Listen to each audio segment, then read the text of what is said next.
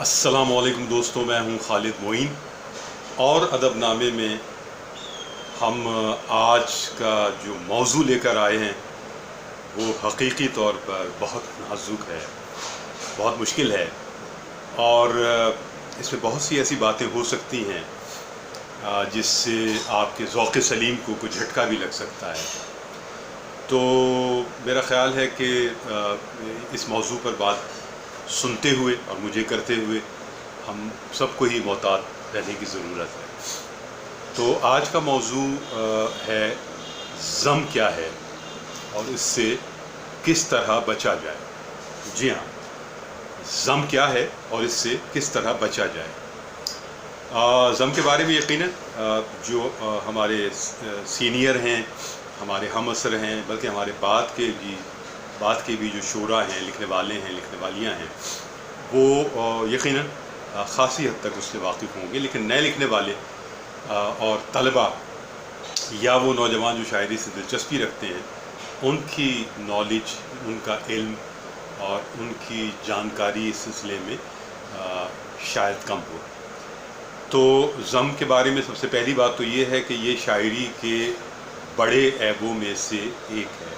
जी हाँ, ज़म शायरी के बड़े ऐबों में से एक है और ये ऐसी शायरी यानी ऐसी शायरी पर लागू होता है ज़म, ऐसे मिसरों पर, ऐसी गज़लों पर, ऐसे शेरों पर जो इखलाक़ी पस्ती की तरफ चले जाएं, इब्तिज़ाल की तरफ चले जाएं, गिरावट की तरफ चले जाएं और उनके मिसरों से और ऐसे मिसरों से, ऐसे शेरों से और ऐसी गज़लों से जिसमें एक ज़हनी अय्याशी की तरफ आपका दिमाग, आपका जहन माइल हो जाए, सुनने वाले का, पढ़ने वाले का, या वो अल्फाज ख़ुद ये इशारा कर रहे हों कि ये एक ज़ू मानी भी हैं और इसमें ख़ास माने पैदा करने की कोशिश की गई है, या लाइल्मी में शायर ने कुछ ऐसे तरतीब मिसरे की रख दी है या शेर की रख दी है जिससे ज़म वाक़ई हो गया है।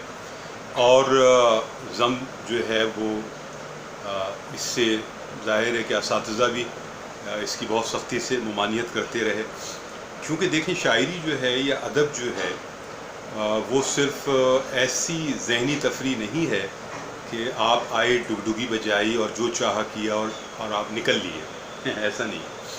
अदब जो है उसके अपने बैरूनी और अंदरूनी ज़वाबित और क़वाइद हैं, उसकी एक इखलाक़ी सूरत हाल है। शायरी और अदब जो है उसकी अपनी इखलाक़ी अक़दार हैं और ये इखलाक़ी अक़दार जो हैं वो एक फ़रीज़े के तौर पर लिखने वाला सर अंजाम देता है। और वो बिल्कुल इस तरह की बात है कि अगर मैं कुछ लिख रहा हूँ तो मैं अपने ख़ानदान के सामने उसे पेश कर सकूँ, अपने दोस्तों के सामने पेश कर सकूँ, अपने बुज़ुर्गों के सामने पेश कर सकूँ और मुझे शर्मिंदा ना होना पड़े।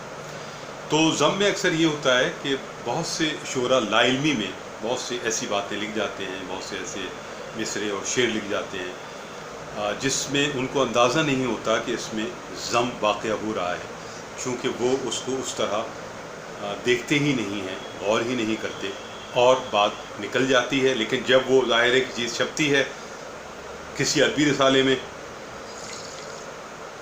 या वो चीज़ कहीं वो पढ़ते हैं मुशायरों में, तो ज़ाहिर है कि वहाँ कोई ना कोई फ़िक्रे लग जाते हैं, लोग हंसने लगते हैं दबे दबे अंदाज में, कुछ लोग ज़ुमानी अंदाज में देखने लगते हैं, तो वो उन्हें अंदाज़ा होता है कि कुछ समथिंग इज़ रॉन्ग। तो वो जो रॉन्ग होने का मामला है उससे फिर वो ऐसा ऐसा देखते हैं और फिर वो ज़ाहिर है कि समझदार है, तब्दील कर लेते हैं। और शोरा हों या शायरात हों, ज़ाहिर है कि अगर ज़म है किसी की शायरी में, किसी की मिसरे में, किसी की नज़्म में, किसी की गज़ल में, तो ज़ाहिर है कि उससे बचना चाहिए, उसे दूर करना चाहिए और उसे आसानी से आप दूर कर सकते हैं अगर आपकी समझ में आ जाए और आपके अतराफ़ कुछ ऐसे लोग हों, आपके अतराफ़ कुछ ऐसे मुखलिस लोग हों जो आपको बताएं कि आपने ये नज़्म कही है तो इसके क्या क्या मफ़ाहिम निकल रहे हैं और इससे आपकी कितनी बदनामी होगी और कितना आपका ठट्ठा उड़ेगा और कितनी बेइज्जती होगी आपकी, या ये शेर जो आपने कहा है या जो गज़ल कही है या जो मिसरा कहा है, इसके जो मफ़ाहिम हैं वो कितने ख़तरनाक हैं और उसके कहाँ कहाँ मफ़ाहिम जा रहे हैं और ये आपकी कितनी सुबकी का बाइस बनेगा। یہ شعر، یہ مصرع، یہ غزل، اس کی ردیف. اچھا مجھے یاد ہے کہ ہمارے ایک سینئر شاعر تھے اور ان کو تھوڑا سا ذہنی جب خلل پذیری ہوئی تو انہوں نے ایک ردیف رکھی، چھو لیا. اور اس کا ایک شعر تھا کہ وہ قریب آیا تو وہ سارا کا سارا چھو لیا. یوں ہوا میں نے بھی اس کو، یوں ہوا میں نے، خیر وہ ایسا تھا کہ سارے کا ساتھ چھو لیا. اور اس غزل میں پورا چھو لیے کی جو کیفیت تھی وہ بہت ہی یعنی کہ عجیب و غریب تھی، جس پر بہت زیادہ، اور وہ غزل انہوں نے مشاعرے میں پڑھی، خاصی لیدے بھی ہوئی. اور اس کے بعد تو خیر میں نے نہیں سنا کہ انہوں نے غزل پڑھی ہو وہ، لیکن وہ ایک انہوں نے ابتذال والی غزل کہی، جبکہ بہت اچھے جمالیاتی شاعر تھے.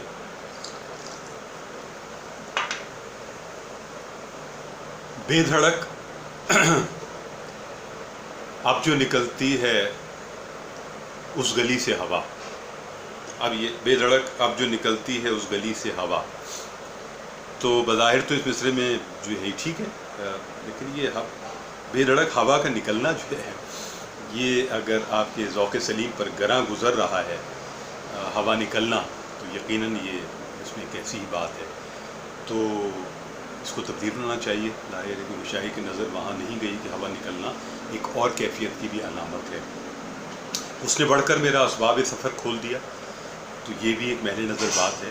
اور اگر یہ شاعرہ کا مصرع ہے تو یقیناً یہ ایک ایسی صورتحال ہے جس کو شاید مشاعرے میں نہیں پڑھنا چاہیے. اگر آپ رکھنا چاہیں تو رکھیں. اسی طرح فیض صاحب کی ایک نظم ہے، بہت مشہور نظم ہے، اس قدر، اس کا ایک مصرع ہے کیونکہ اس قدر پیار سے ہے جانے جہاں رکھا ہے. آپ یہاں تک مصرع ہے، اقبال بانو گا رہی ہیں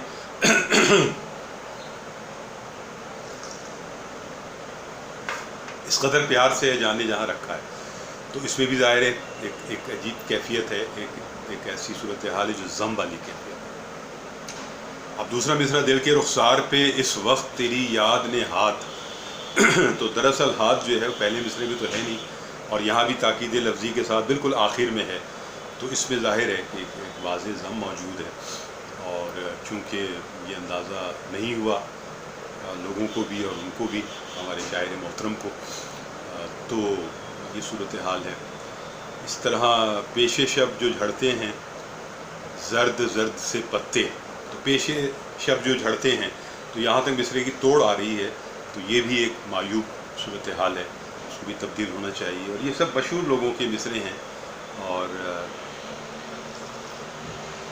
ضم تو کوئی بھی پیدا ظاہر ہے کہیں بھی ہو سکتا ہے. مشاق سے مشاق شاعر بھی اگر وہ بے توجہی برتے تو اس کے کلام میں ضم آ سکتا ہے. اب چرکین کا معاملہ دوسرا ہے، جعفر ٹلی کا معاملہ بھی دوسرا ہے، اور امام بخش کا معاملہ بھی دوسرا ہے، کیونکہ وہ تو زومانی اور ضم والی شاعری ہی کر رہے ہیں، اور اسی سے انہوں نے اسی بدنامی ہی سے اپنے آپ کو پورا بھر لیا ہے. تو ان کی بات تو ظاہر نہیں ہو سکتی، لیکن وہ ناپسندیدہ اشکال اور صورتیں ضرور ہیں اردو شاعری میں. اردو شاعری میں اس کے علاوہ بھی بہت ساری بری صورتحال ہے جو ضم تو ہے ہی، ضم کے علاوہ بھی ابتذال کی صورتحال ہے. مثلا جرت ایک ایسے شاعر ہیں جو بڑے شوخ اور چلبلے شاعر کہلاتے ہیں. ایک ان واقعہ ان کے لیے یہ بھی مشہور ہے کہ وہ نابینا بن جاتے تھے اور خواتین کی محفلوں میں چلے جاتے تھے یا حجاب والی جگہوں پہ چلے جاتے تھے، بعد میں قلندہی ہو گئے، یہ بھی سنا، ایک روایت ہے. تو جرت نے ایک بار میر تقی میر صاحب سے پوچھا کہ آپ میری شاعری کے بارے میں کیا رائے رکھتے ہیں. تو انہوں نے کہا جواب نہیں ہے. تو 2-3 بار انہوں نے سوال کیا اور کسی مشاعرے میں ہی کیا. تو انہوں نے بہت، میر صاحب نے جل کر ان سے کہا کہ تمہاری شاعری کے بارے میں کیا کہوں، تمہاری شاعری میں سوائے چوما چاٹی کے اور کیا ہے. تو جرت کی شاعری میں چوما چاٹی کے علاوہ کیا ہے. یہ ایک ایسی بات ہے جو کہ میر صاحب نے کہی ہے اور اس میں ایک وزن ہے. تو جمالیاتی شاعری جیسے فراق نے کی ہے، ان کا شعر بھی ظاہر ہے میں یہاں سنا ہی دوں کہ ذرا وصال کے بعد آئینہ تو دیکھ اے دوست، ذرا وصال کے بعد آئینہ تو دیکھ اے دوست، تیرے جمال کی دوشیزگی نکھر آئی، تیرے جمال کی دوشیزگی نکھر آئی. تو یہ ایک بہت قرینے سے ایک پوری داستان بیان کی ہوئی ہے، اور اس میں لفظ جمال نہیں تھا، شباب تھا، لیکن یہ عوام نے، بعض اوق عوام نے اسے شباب کو تبدیل کر کے جمال کر دیا۔ تیرے شباب کی دوشیزگی نکھر آئی کو تیرے جمال کی دوشیزگی نکھر آئی کر دیا، اور شاید بہت اچھا کر دیا۔ عبید اللہ علیم نے بہت سے جمالیاتی شعر اور مثالیہ نظمیں بھی کہیں، بہت اچھی کہیں ہیں۔ مثلا ان کا ایک چھوٹی سی 2 مصروں کی نظم ہے، حلیم ان کے رات مہتاب اور دن ہیں گلاب، رات مہتاب اور دن ہے گلاب، چھو کے سب دیکھتا ہوں اپنے خواب، چھو کے سب دیکھتا ہوں اپنے خواب۔ تو یہ ایک بہت ہی قرینے سے اور بہت ہی نزاکت سے ایک مثالیہ کیفیت کو بیان کیا گیا۔ اس طرح اور بہت سے شعراء نے بھی مثالیہ کیفیات کو، قرب کو، عشقیہ شاعری کو بہت قرینے سے استعمال کیا ہے، تو ان سے سیکھنے کی ضرورت ہے۔ لیکن جنہوں نے بہت بے ڈھنگے انداز میں شاعری کی ہے، عشقیہ رومانس کی، اور بہت گراوٹ کے ساتھ کی ہے، ابتذال کے ساتھ کی ہے، تو ظاہر ہے کہ وہ ان سے بچنا چاہیے۔ آخر میں فراق کا ایک اور شعر، اور اس پہ ذرا سا بہرحال لوگوں کو یہ ہے کہ وہ شعر یہ ہے کہ اگرچہ خوب ہے پاکیزگی یہ حسن مگر، اگرچہ خوب ہے پاکیزگی یہ حسن مگر، اب آ گئے ہو تو آؤ تمہیں خراب کریں۔ تو اس میں لوگ کہتے ہیں کہ یہ تھوڑا سا ابتذال ہے، تو یہ ابتذال تو لگتا بھی ہے کہ ہے۔ تو میرے خیال میں ضم پر ہم مزید پھر کبھی کسی سلسلہ کلام میں گفتگو کریں گے۔ اس وقت ادب نامے سے خالد محی کو اجازت دیجیے۔ شعر و ادب پائندہ باد، پاکستان زندہ باد، خدا حافظ۔